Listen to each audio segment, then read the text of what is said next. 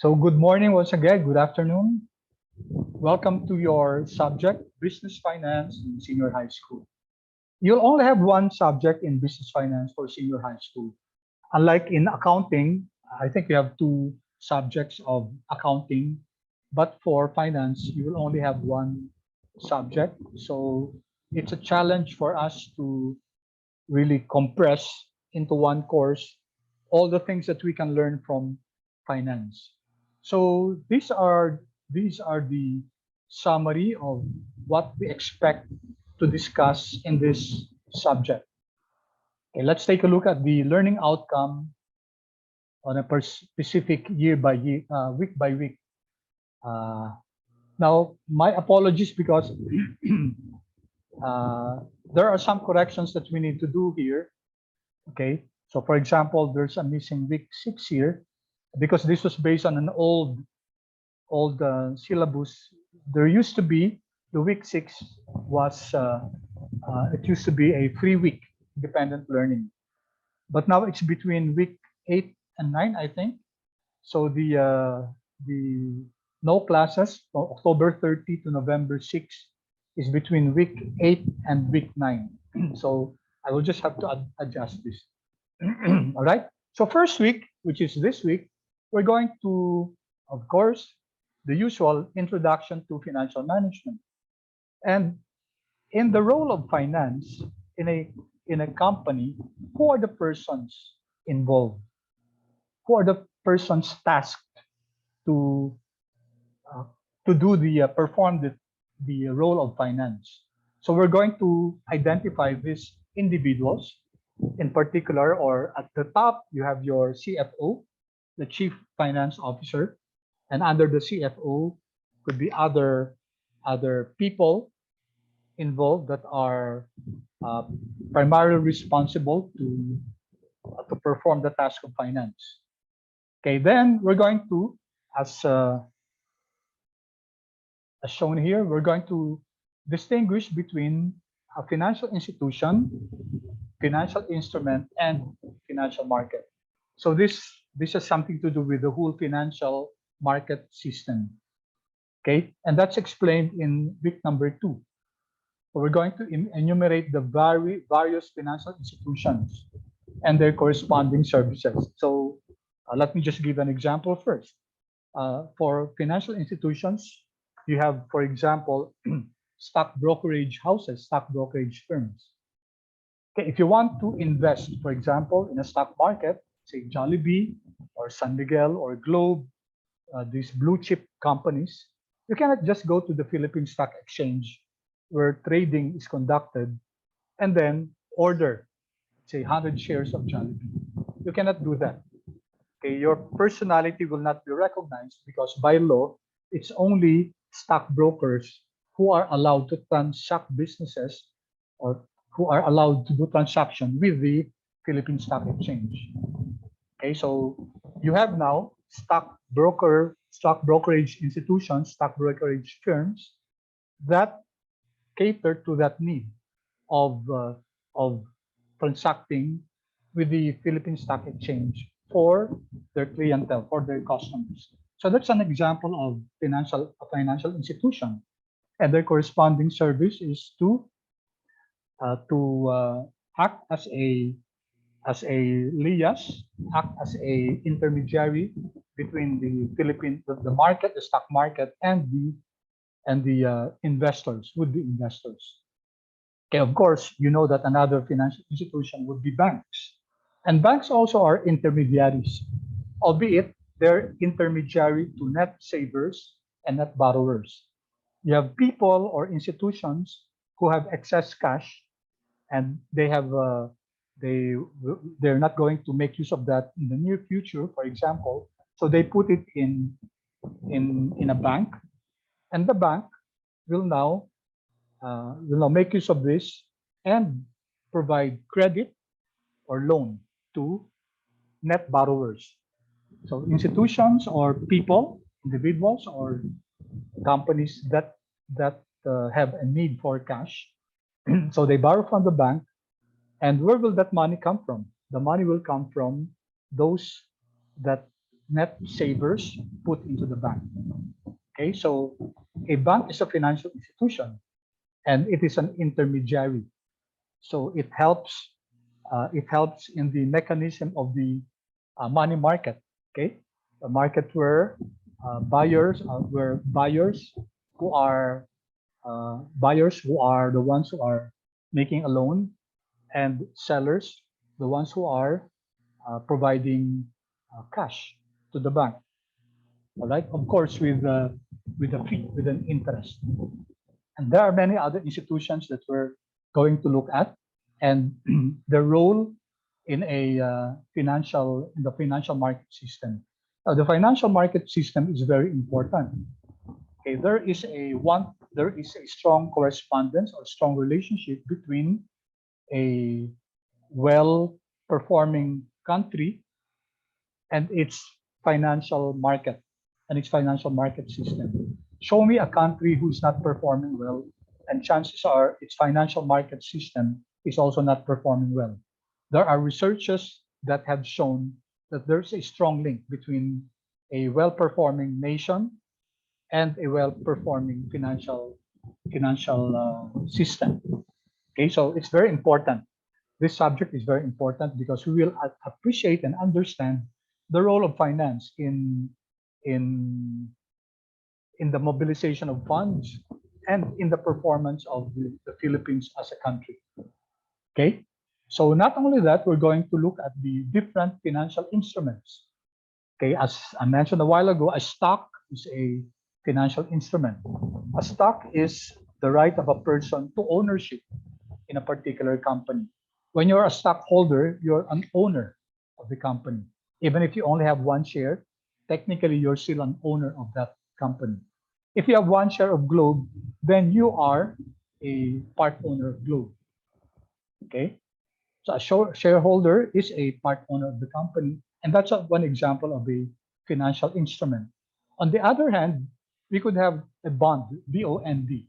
Okay, a bond is an instrument where a company borrows and then promises to pay after a certain on a certain period, let's say 5 years, with corresponding interest payments, whether annually or semi-annually or monthly, depending on the instrument.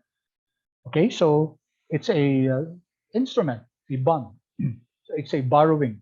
It's a proof that this company borrowed from this other company. Okay, and there are many other instruments that we're going to look into in this subject. Okay, and lastly, for the second week, we're going to look at the role of finance in generating funds for the company. Okay, you know very well that no company, even the richest company, okay, Tesla, for example, these are big companies, Amazon, Microsoft, these are big companies. And even if they're big companies with a huge cash flow, we know that their resources are not infinite. Okay, we know that they have limits as far as their cash, their assets, their resources is concerned. So, because it's finite, it means that they also need to access funds. Okay, not even the biggest company in the whole world is free from the need of acquiring funds. Okay, whether it's Tesla or Microsoft or Apple, these companies, even if they're very huge, they also need financing. So the role of finance is to be able for the company to acquire these cash flows, this funding, so that they can put it in profitable ventures, okay, profitable projects. All right, so that's a very important role that a finance manager or the CFO plays, and not only for the acquisition of funds, it's also for the preservation of the assets of the company. It's important that finance takes a look at how the assets of the firm are being utilized. Okay, so those are the things that we will look into and the first 2 weeks, maybe first 3 weeks. Okay, I think we might not have enough time to cover this all in 2 weeks. So we will start the financial statements, okay, the ratios, and then the vertical and horizontal analysis, and then the interpretation, which are the next 4 lessons. Okay, so prepare financial statements, the measurement levels of liquidity, solvency, activity ratios, stability and profitability, market value ratios. We're going to look at the different types of ratios. And then we're going to learn how to do vertical and horizontal analysis.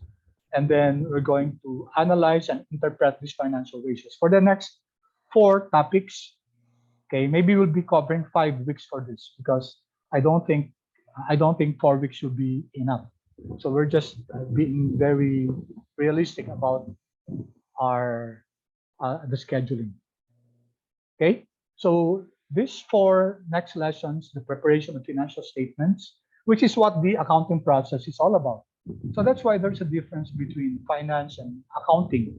The accounting process, the end goal of which is to generate financial statements. Okay, for finance, it's not that. Finance does not do the generation, the recording of your transactions, doing the journals, the ledgers. That's not the finance function. The role of finance is more on the assessment of the performance of the firm. So finance makes use of the output of the accounting process. Okay, and there are several measures that can be used. Some here are liquidity. Okay, liquidity is the capability of the firm to pay off its current obligations. Okay, some firms have a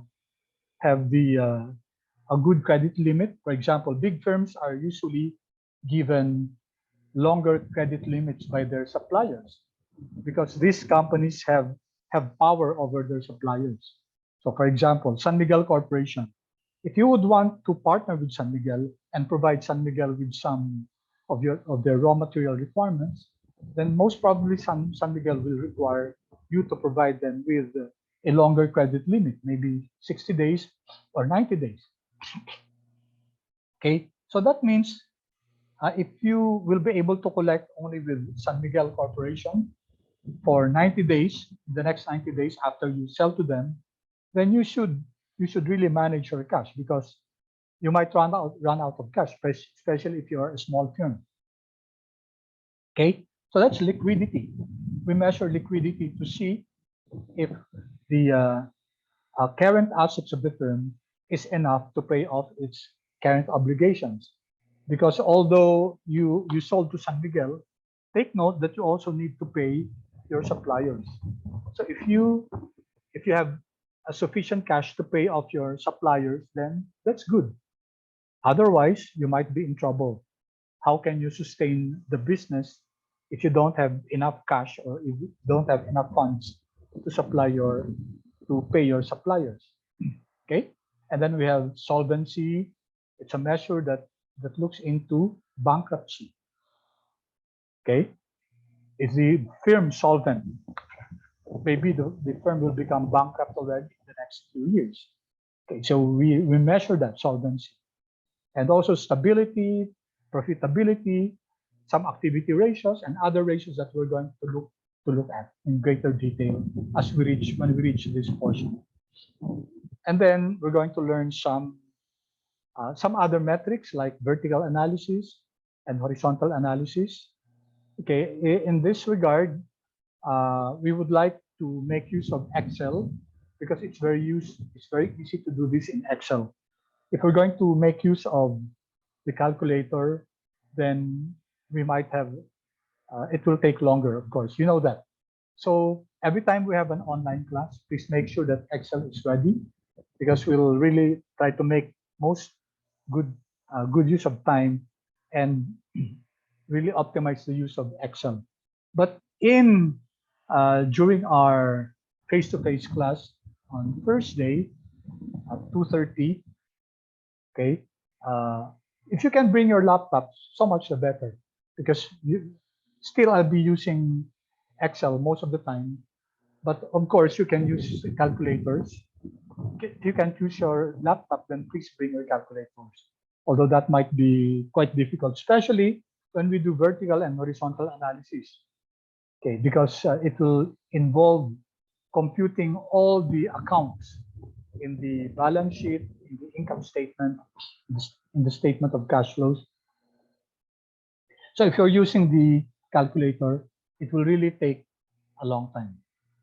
Okay, but if you're using Excel, okay, then it will be very easy. Now, all our quizzes will be held face to face. So most of our quizzes will be held every Thursday. Okay, so yung Tuesday natin is more of discussion. Yung Thursday natin is where we have our quizzes. Now, take note in the required output, nakalagay dyan every week, di ba, quiz? Kindly don't mind that. I will announce. Our long quizzes are always announced. Now, of course, every time we meet face to face, we can have some group work, and then that group work can be used in order to, we're going to add it up, and then that can be equivalent to one quiz. All right, so that's how we will conduct our quizzes. Okay, so and then the last topic will be more on the financial planning process. Okay, we're going to learn here in week 8, which is it's not really going to be week 8. We're going to learn the financial planning process.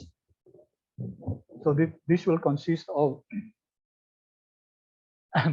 learning how to manage cash, receivables, and inventory. These are the current assets.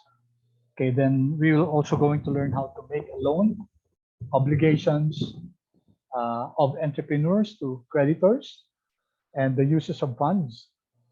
And then this one, the next one will be time value of money. Now, this is where Excel will really come in very, very handy. Kasi pag calculator, medyo mahirap. Pero may magkaka-quiz tayo dito na everyone will have to use calculator also. So, well, let's see. It will depend on how the class agrees to it. Okay. Then for the last two topics, you'll have investments, and then more about investment philosophy, savings philosophy. Okay, so that in a nutshell is what to expect in this subject. It's a very practical subject. It's a very important subject. Okay, if you ask me, why will you need this? Maybe some of you will ask me, why will I need this? I'm going to take marketing when I go to college, or I'm going to take another course when I go to college. I'm planning to take engineering instead of an ABM course. Okay, the truth is, whatever subject you take, whatever course you take, you embark on when you go to college, it will never escape the tentacles of finance. Okay, whether let's say you plan to take HR, human resource, later on because you're interested in how to manage people. If you become the HR director or HR manager, you will agree with me that finance plays a major role in the HR process, in talent management. You know why? You know why? Because the acquisition of talents, of course, takes money. Okay?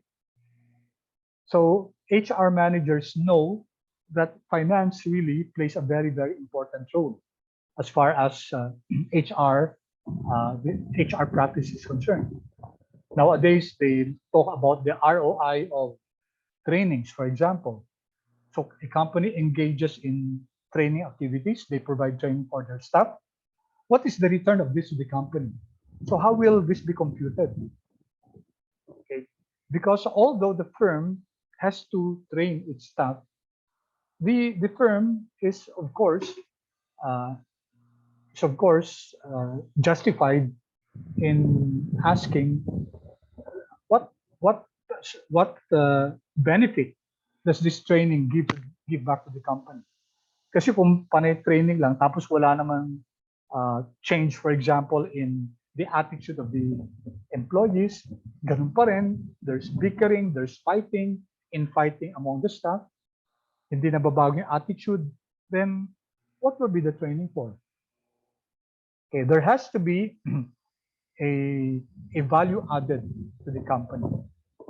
So whatever field you're in, kahit nasa social science tayo, kahit mag-NGO kayo, no?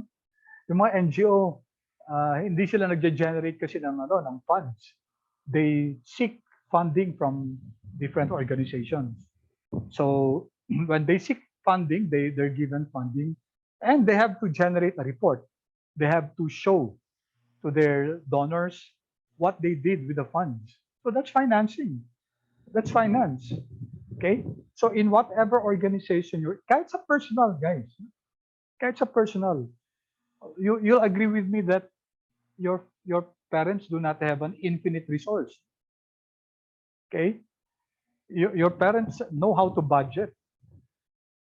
They're investing in you, for example, by sending you to a very good school. Okay? They're doing that. But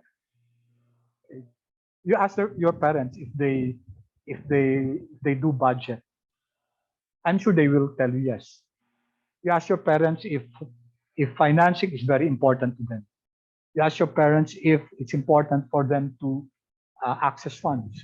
That's why your parents work. That's why whether your father or your mother, that's why they engage in business. Okay? For the sole reason of accessing or getting funds in order to provide good quality education to you. So your parents understand the importance of finance. And so you will also. You're given, let's say, funds, you're given money. So hopefully you just don't splurge it in unnecessary things. Hopefully you learn how to save also. And earmark that for a very worthwhile project. For example, I'm going to save money. Okay, I'm not going to buy the latest gadget because I want to put this in, let's say, in the stock market, or I want to put this in and buy an insurance policy, so that later on when I grow old, okay, I am insured. Okay, or whatever happens, I'm insured. So these things require good financing decisions.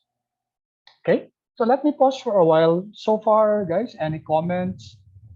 Clear ba? How is my pace? Am I too fast in explaining things?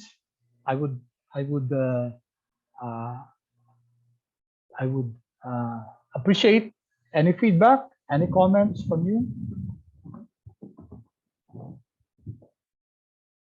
Please don't be ashamed to comment. Anyone? Okay, so okay, thank you. Okay, thank you. Yeah, finance is really very insightful. Class, paki-share yung ano nyo, ang gaganda ng mga comments nyo. No? Paki-share naman sa class, no? Please share it with everybody. Thank you, Shikaina. Thank you, Isa. May iba po ba nag-comment? Okay. Kindly share that with the others. Okay, I need some yes from you. Yes, if so far my pace is okay, the discussion is so far clear. Kindly, I'll appreciate a yes from you, from the class, please. Okay, thank you. Sige, how about the others? Okay, sana popcorn, no? Maglabasan talaga yung mga yes. Okay, very good. Very good. But not all has given their feedback. Yan, salamat. Okay, the reason why I asked you to give feedback is that this is more for me. I'd like to see really if I'm making my point clear, because for me, it's useless to keep on talking here with you not understanding, di ba? It would be a waste of time. So gusto ko na yung pace ko tamang-tama lang, tapos naiintindihan natin, and then it's worth our time. No? it's worth our while. Okay, that at the end of every session, you feel that you come out of the session having learned something.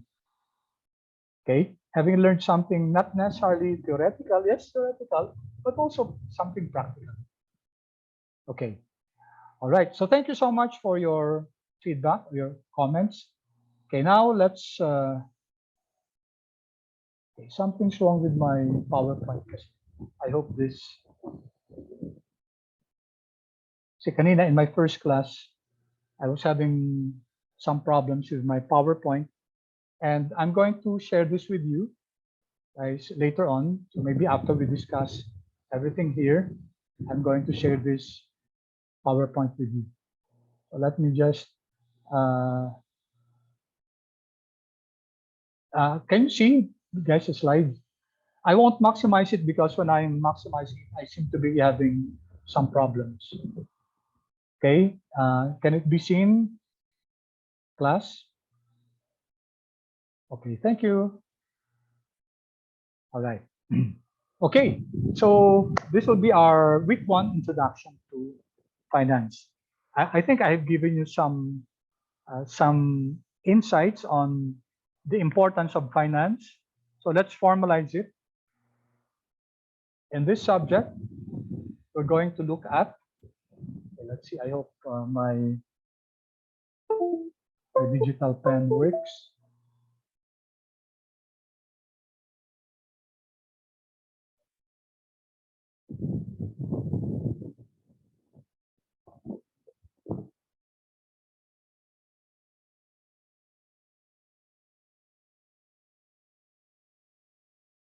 Oops.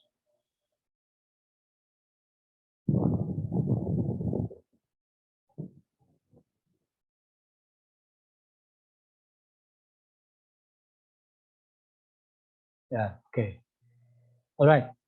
So first, in this subject, we're going to learn about the role of finance. Okay, I mentioned this already a while ago. The importance of finance or financial management in a firm, and who are the different individuals involved. And as I said a while ago, we're going to learn what's the difference between a financial institution, an instrument, and a market. Okay, so there are different types of financial market. For example, we have what we call the money market. Okay, what's the money market? Can anyone, are you familiar with the money market? Can anyone explain what a money market is as distinguished from a capital market? Okay, a money market is where you go, where you want to invest or you want to lend, where the duration is less than 1 year. So short term lang to, no? Itong money market, short term market to. So an example of this is, for example, a 1 year T-bill, treasury bill.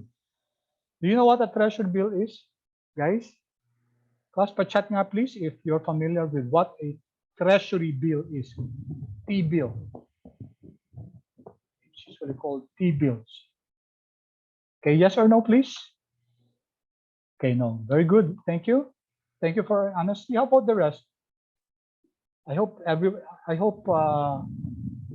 lot of you will respond, please. Okay, very good. Yan. Appreciate that, class. Ayan. That's what I'm looking for, yung nagpa-popcorn, yung mga responses. No, no, no, no, no. It's good, guys. And I'd like you to be honest here in this class. Okay? Kasi if you're honest, then we will be able to address your query or your questions. Okay, T-bills. Pag sinabing treasury bills, it's the government borrowing, okay, or loaning from any institutions or from individuals. So the government usually borrows. You have the 30-day T-bill, the 60, the 90, the 180, the 361. So these are less than 1 year. Okay, so if the government borrows for a short period of time, then that is traded in the money market. Pag ang government ang humihiram, ang tawag doon, treasury bill. So for example, usually, ang ginagawa dyan, yung mga banks, bumibili yan for example, and then they will sell it to you. So for example, you have excess cash, which you're not going to use in the next 30 days. So instead of just putting it in the savings account na napakaliit naman ng interest na negligible, you can put it in a treasury bill. Kasi mas mataas ng konti yung yung interest ng treasury bill. Okay, kaysa dun sa isang regular savings bank. Okay? So where can you find treasury bills? In the money market. Okay. There are also treasury bills that can be found in the capital market. Okay, ano naman yung capital market? Ang capital markets are more than 1 year, no? So 2 years, 3 years, 5 years, etc. So si government din, humihiram minsan ng 10 years. Okay, it's also called a treasury bill. Okay? Minsan, they don't call it treasury bill, they call it a treasury note, no? Kasi more than 1 year. So whether it's called a treasury bill or a treasury note, okay, it's more than 1 year, so dun siya papasok sa capital market. Okay, so these are just example. I'm just giving advanced examples of financial markets. I mentioned a while ago yung stock market, no? Stock market. So yung mga companies naman din, pwede sila mag-ano sa capital market. So for example, if Jollibee is going to borrow for 10 years, let's say 1 billion pesos kasi may project siya. So hihiram siya ng 1 billion. Ang tawag doon, and that will be part of the capital market. Ang tawag na doon, what I mentioned to you a while ago as bonds. Bonds, borrowing to na long term. So usually 5 years, 10 years. Okay, so si Jollibee mag-i-issue ng bonds, ibig sabihin mangungutang siya.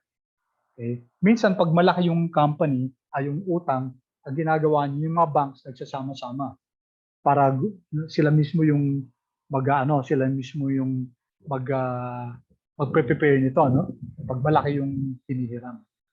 Okay? So again guys, importante yung financial markets kasi that is where net borrowers and net savers will meet. Okay? All right. And then, sabi nga natin kanina, we will learn what are the different financial institutions and what are their services. Okay?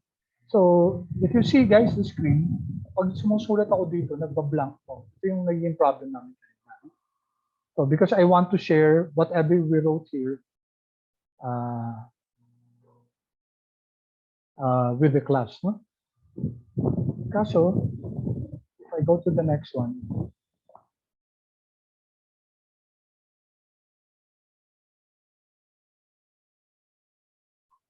I'm not sure what's happening with.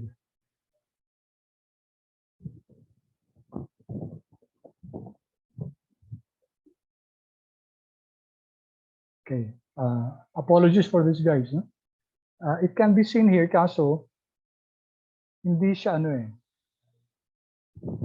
Oh, nawala yung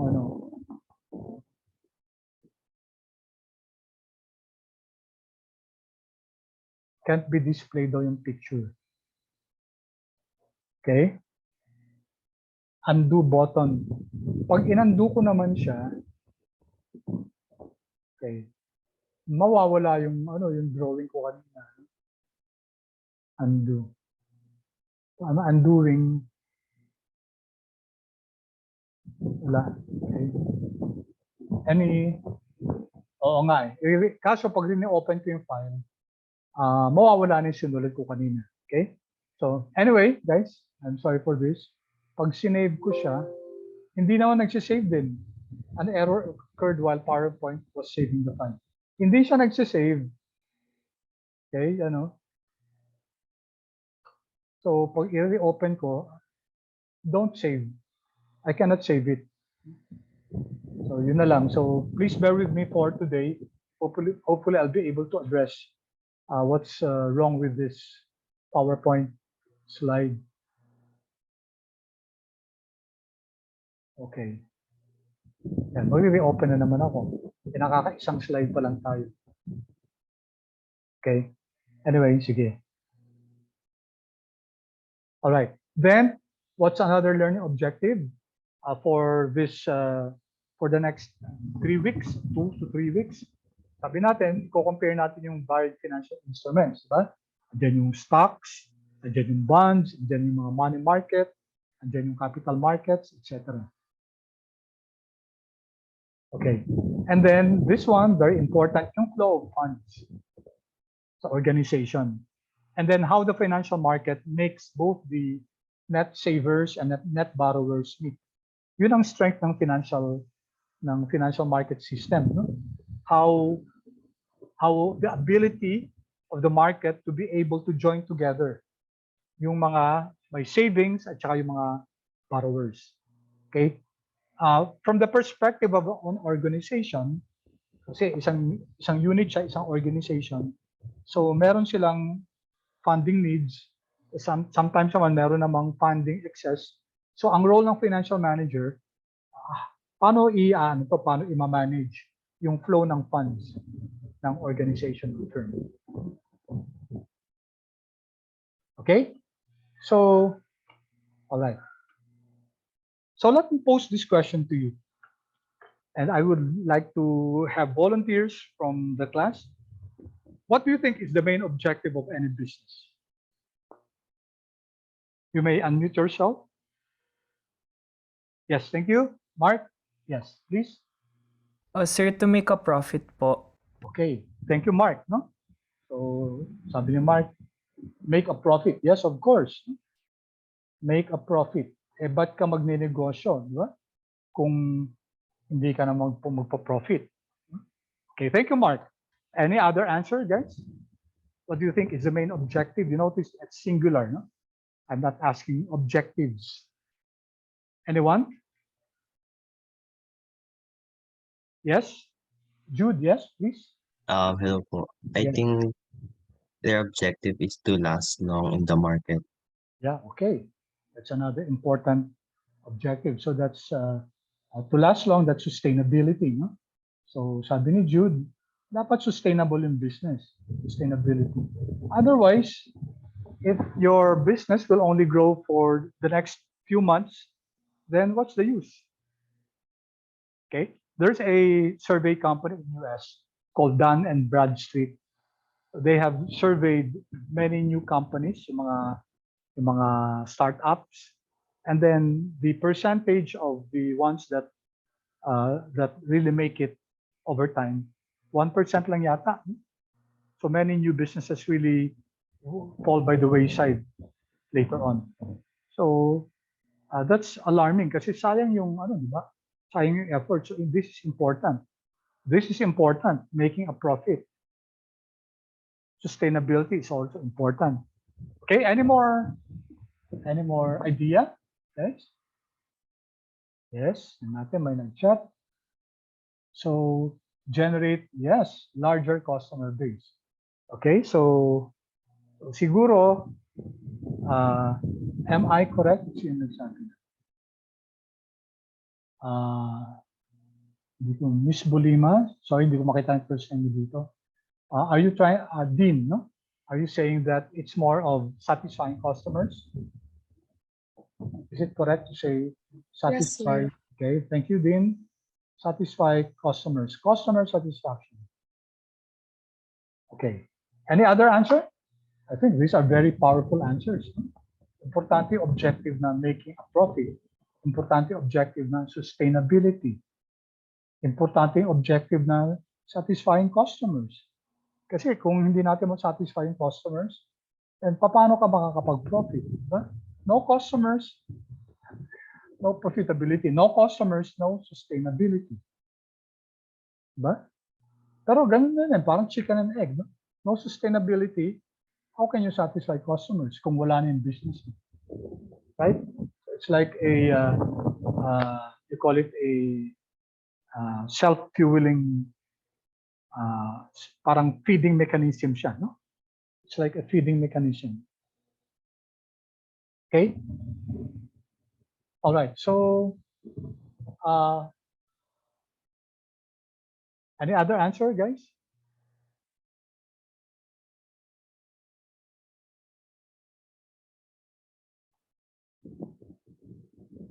Okay. No other suggestion? I think these are the most important ones. However, let me be radical about this. And let me say that making a profit is very important. Sustainability is important. Satisfying customers, they are all important. However, let me put a big X here. They are not really the main objective of any business. Don't get me wrong, guys. I'm not saying that they're not important. They are of prime importance. Profitability is of utmost importance. Sustainability and satisfying customers. They're all critically important. But what should be the main objective of any business?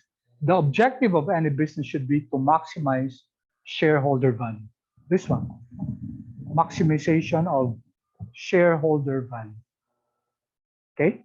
When you say shareholder value, by the way, guys, what we're referring to is the market price. Okay? The market price.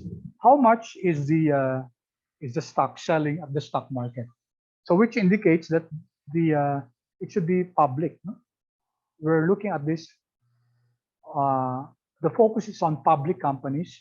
When you say public companies, these are listed in the Philippine Stock Exchange.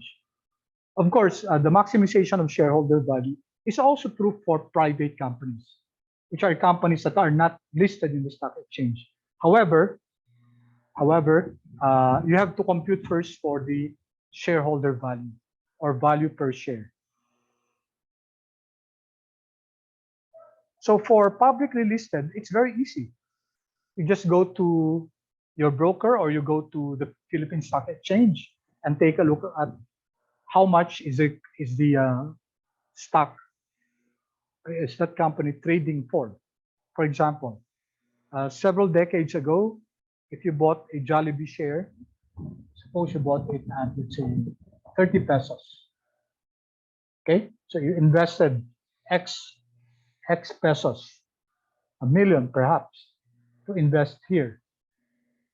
Now, of course, for you, what's important? It's also important that Jollibee generates profit.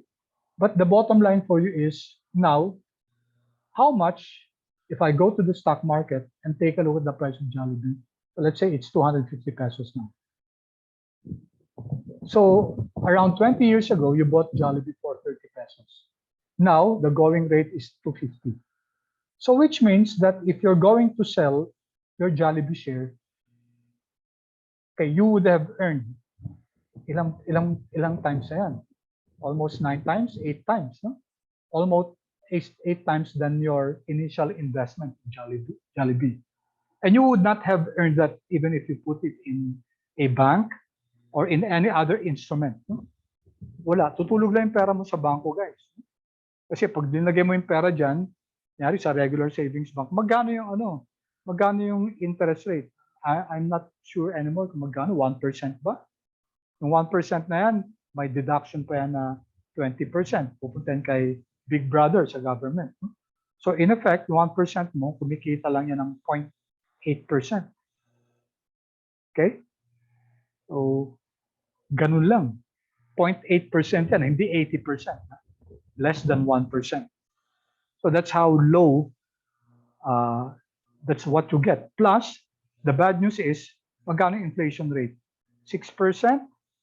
Okay, so while your money was earning 0.8% per annum, it was losing value by 6%. So does it make sense, guys? Does it make sense to put your money there in the bank? So pag alam yung finance, ibig sabihin nun, parang hindi tama kasi natutulog lang yung pera, no? You either put that in a business, that's really the way to go, entrepreneurship. Or kung hindi ka naman, kasi may mga tao talaga na hindi sa business. Parang hindi yun ang nila, hindi yun yung, wala silang, there are studies that say that to be an entrepreneur, kailangan ano yan. You should have the right attitude. You have the right DNA for that. So may mga tao talaga na magagaling talaga sa ganyan. Okay, of course, that's debatable. No? For some people, that's really, they believe that kasi they have tried several times, but they failed. Okay, so, but find a venue, find an instrument where your money should grow over and above the inflation rate, average inflation rate. If I'm not mistaken, it's 6%. So kung yung instrument na pinaglalagyan mo na investment earns slightly below 6%, then you're actually losing value. Okay? So maximize shareholder value. Okay?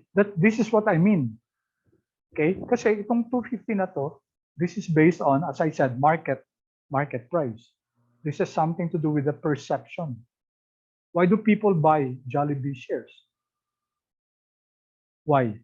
First and foremost, they have this perception that Jollibee will be able to generate this one. This is very important. No? Future cash flows. Yan. Kasi sa finance, importante cash flow. We'll learn more about that when we go to the principles of finance. Okay, sa finance, money is king, cash is king. No? Cash flow importante, hindi profit. It's not profit. Kasi profit is not cash. All right? Please take note of that. So mag-iiba yung profit, mag-iiba yung cash. Sa finance, ang tinitingnan, cash. Cash is king. Bakit cash? Bakit cash? Kasi pag hihiram ka ng pera, hihiram ka ba ng profit? Hindi. You're going to borrow cash. And if you're going to pay interest, are you going to pay in profit? You're going to say to the company that you owe, hey, company, a lender, here, let me show you our income statement. We have profits. We have great profits. Ano sasabihin ni lender sa'yo? Okay, that's good. But we need cash. Where's your interest payment? Diba? So, conceptual yan, guys. Importante yung cash flow. So, we'll learn more about that. So, it's maximizing shareholder value and not really profit maximization. Not really satisfying customers. Okay? And not really sustainability. These are all subservient to the main objective, which is to maximize shareholder value. And we dare say that everything falls into place with this focus. Okay, let me repeat myself. We're not saying that profit maximization is not an important objective. It is an important objective, but it's subservient to this main objective, which is maximization of shareholder value. Okay? All right. Tingnan muna natin yung mga answers, no? Satisfying customers. Importante ba to? Maximizing profits? Yes. Yes, these are very important. Okay, take a look at this. There are 6 competitive advantages that can be given through customer satisfaction. Profits and growth, no? Si customer satisfaction, mag-i-improve ng corporate performance through profits and growth. Saan nanggagaling tong profits na to?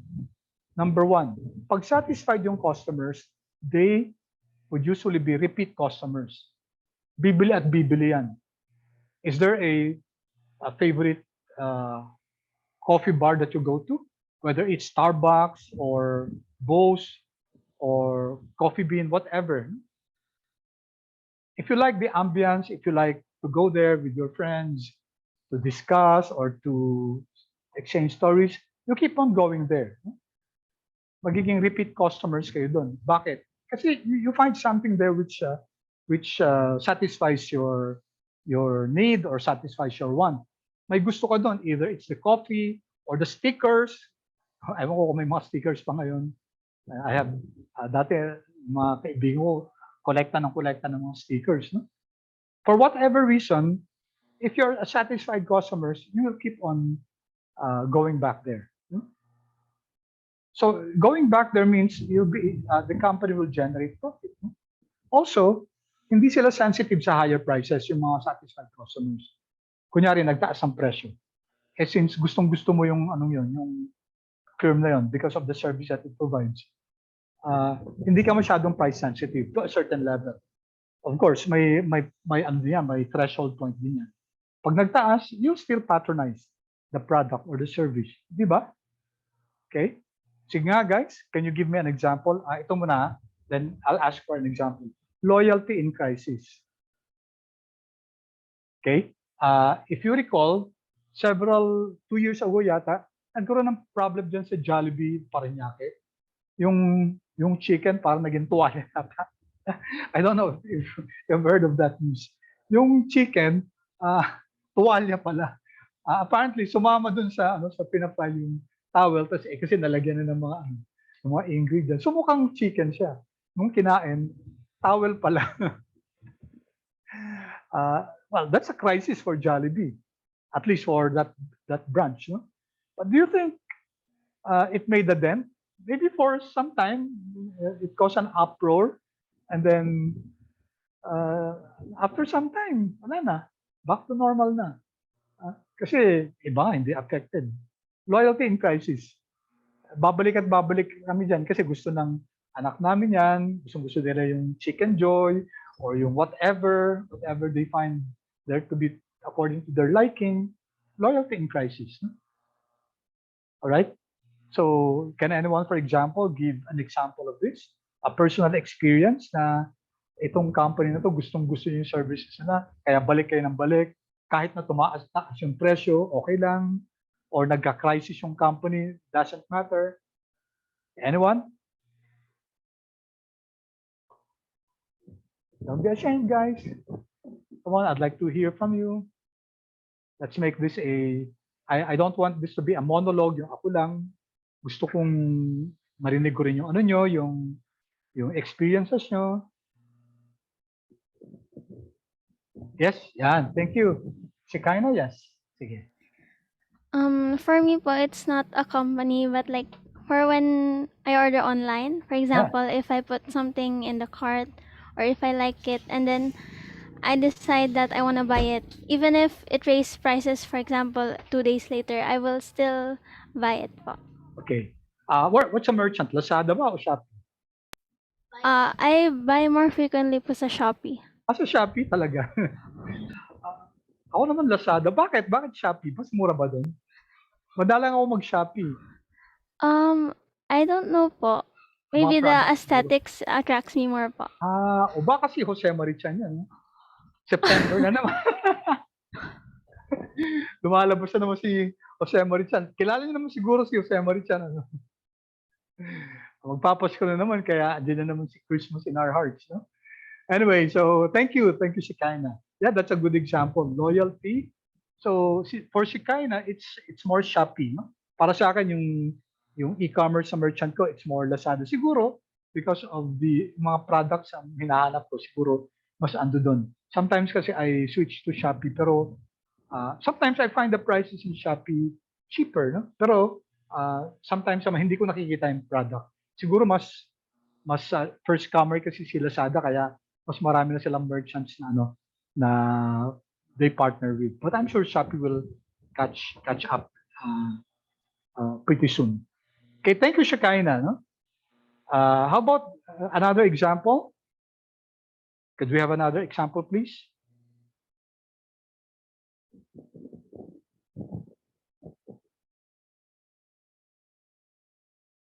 Anyone? Okay, yes, Mark? Sir, siguro po yung sa Starbucks, kahit po Starbucks. nung mga 2016, di ba, may nahanap pong daga sa loob ng isang drink po nila. Yung ate ko po, she still keeps on buying there kasi nagagandahan po siya sa ambience, tsaka yung every December may journal po na pwede mo i-collect po. Yung stickers nga, no? Yeah, thank you, Mark. Yeah, very true. Kwentuhan ko lang kayo ng konti. Siyempre, mas matanda ako sa inyo, no?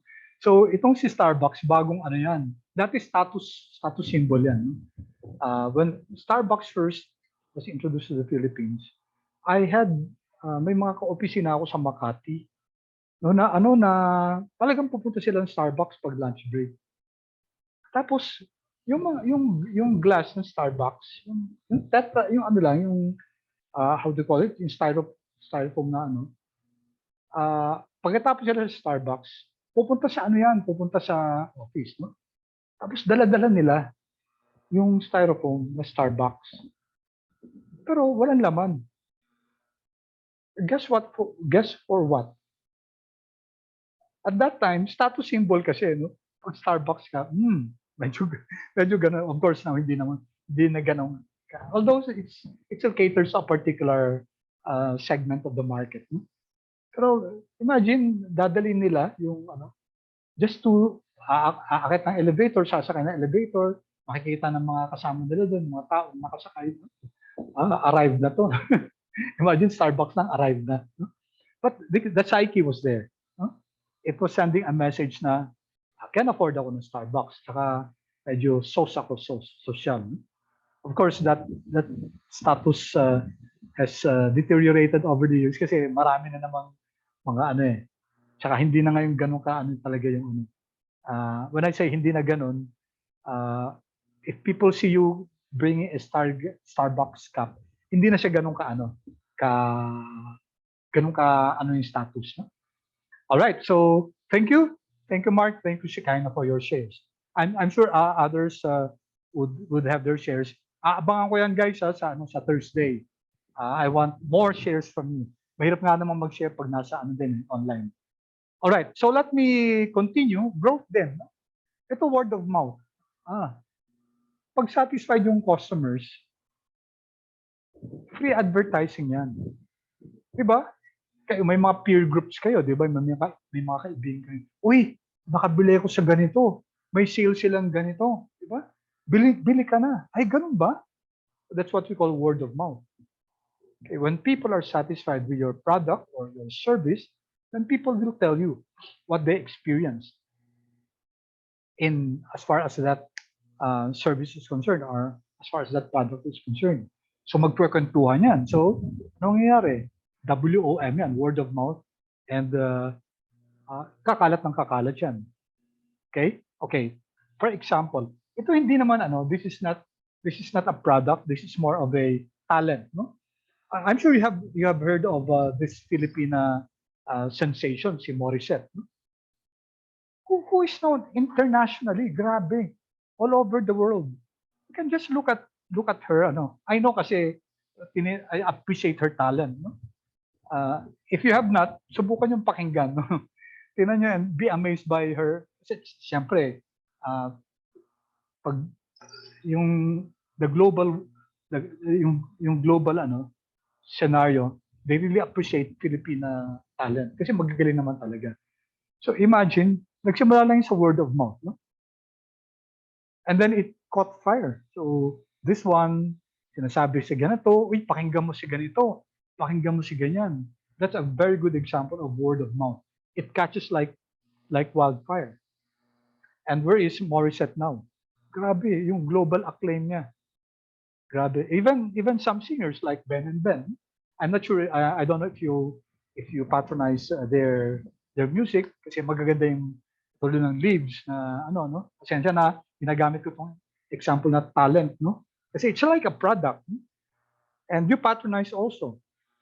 So dati I heard na yung PF nila, yung talent fee for one performance, 10,000 lang. Siyam sila.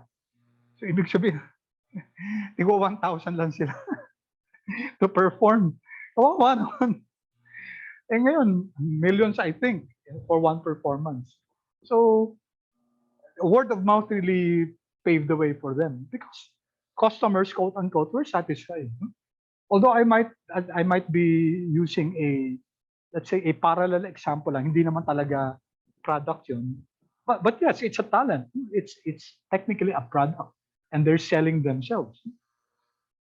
Ganun, di ba? And also, pag new product innovation, that satisfied customers will patronize pag may mga bago. Okay? And do you know the word cross-selling? Paki-chat nga please kung yes or no. Cross-selling. Have you heard that term? Sulat ko okay. Cross. Hindi cross-dressing, Cross-selling. Okay, let me see. Yeah, thank you. Thank you for your honesty. Good. Salamat, no? Okay. What's cross-selling? Ang cross-selling ganito. For example, you have customers that patronize or that buy your ABC products. Meron kang DEF na products. So madali silang bentahan ng DEF products mo. Although they patronize ABC, pwede nang maging customers din yan ng DEF mo. That's what we call cross-selling. Kasi meron ka ng loyal customers. So you can easily, wala na masyadong investment to get them to buy your DEF products. No? Assuming na kailangan nila yung products yun. But that's what we mean by cross-selling. So you can do cross-selling if you have satisfied customers. Okay.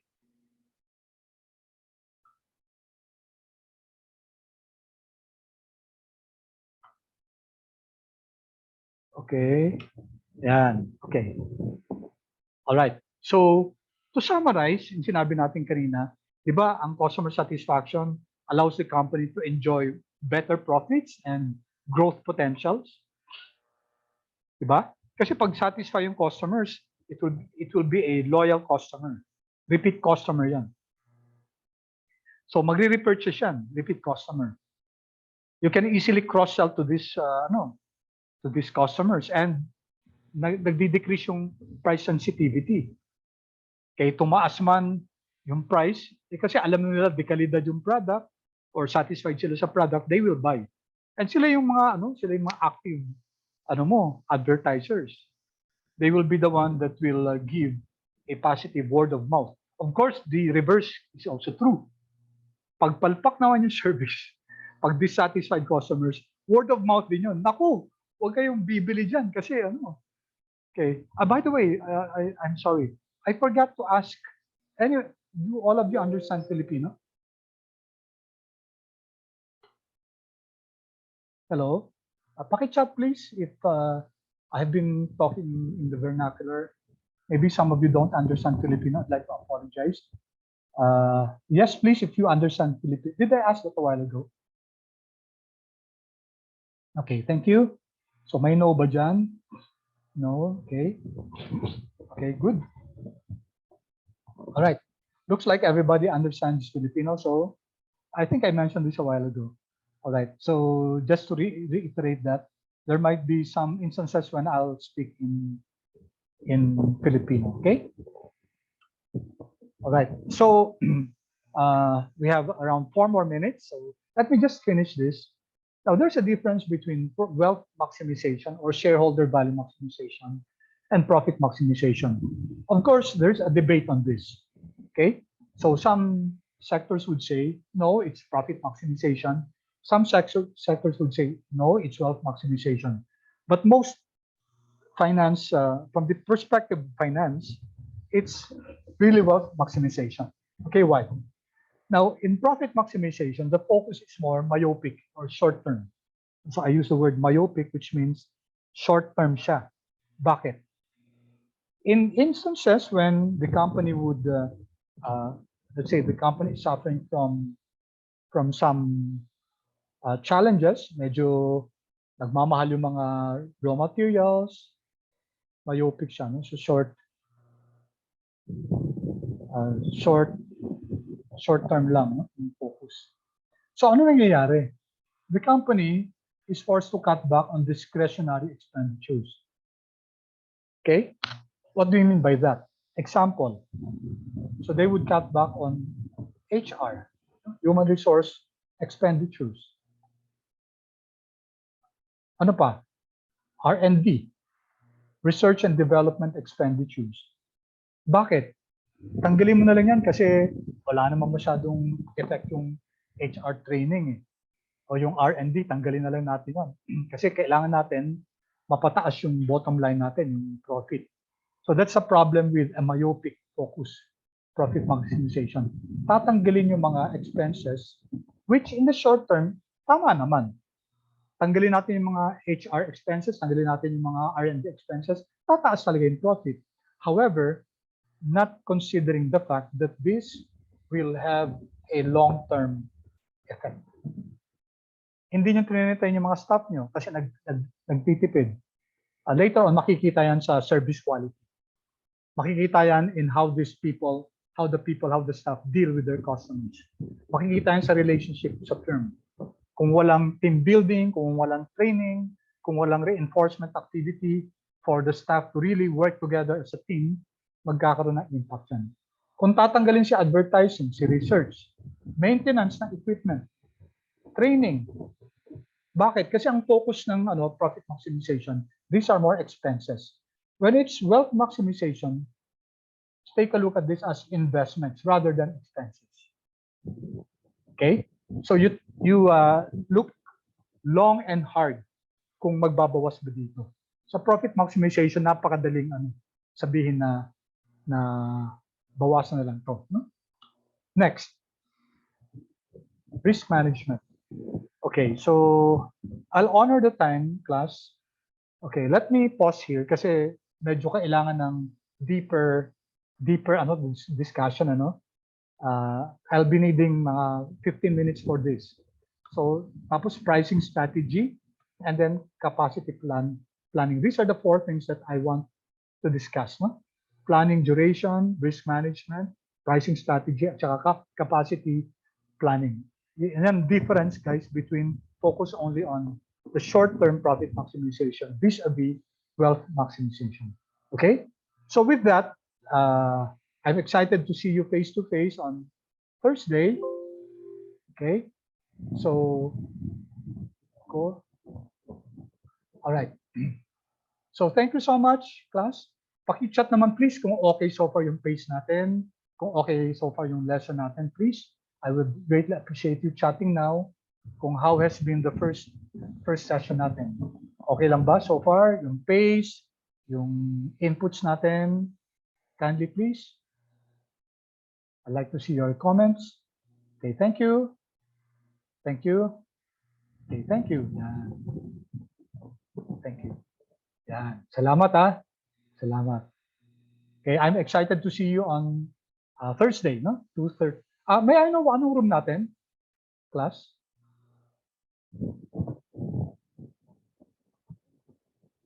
What's our room on Would you know kung ano yung room natin sa Thursday? Isusulat ko lang dito sa natin. Anyone, please? Okay, it's Y504. Okay, thank you, Yuchenko. All right, with that, guys, maraming salamat. Requirements, well, senior high school na kayo. It's up to you really. Wala naman akong i-require na notebook or what. It's up to you. You be responsible, huh? Okay, thank you. All right, thank you so much, guys. See you on Thursday. Thank you, sir. Yeah, of course. Yeah. Thank you, sir. Thank you. Thank you. You may use your computer to take notes. No problem. Thank you po, sir. Thank you. Thank you. Salamat. Thank you.